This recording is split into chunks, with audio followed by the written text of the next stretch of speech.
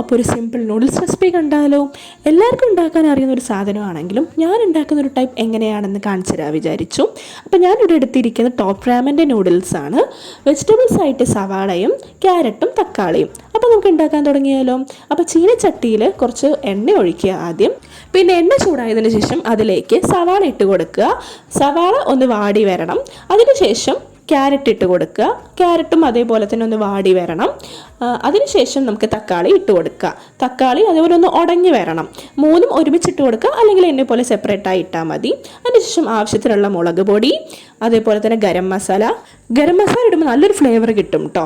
അതിനുശേഷം ആവശ്യത്തിനുള്ള ഉപ്പും കൂടി ഇട്ട് ഇളക്കി കൊടുക്കുക. പിന്നെ ഒരു ഗ്ലാസ് വെള്ളമാണ് എടുത്തിരിക്കുക, അത് ഒഴിച്ചു കൊടുക്കുക. അത് തിളച്ച് വരുമ്പോൾ അതിലേക്ക് നൂഡിൽസിൻ്റെ മസാല ഇട്ട് കൊടുക്കുക.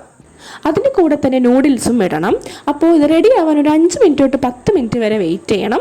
അങ്ങനെ നമ്മുടെ സിമ്പിൾ ആൻഡ് ടേസ്റ്റി ആയിട്ടുള്ള നൂഡിൽസ് റെഡി ആയിട്ടിരിക്കുകയാണ്. അപ്പോൾ എല്ലാവരും ട്രൈ ചെയ്ത് നോക്കണം കേട്ടോ. അപ്പോൾ അടുത്ത വീഡിയോ വരുന്നത് വരെ ബൈ.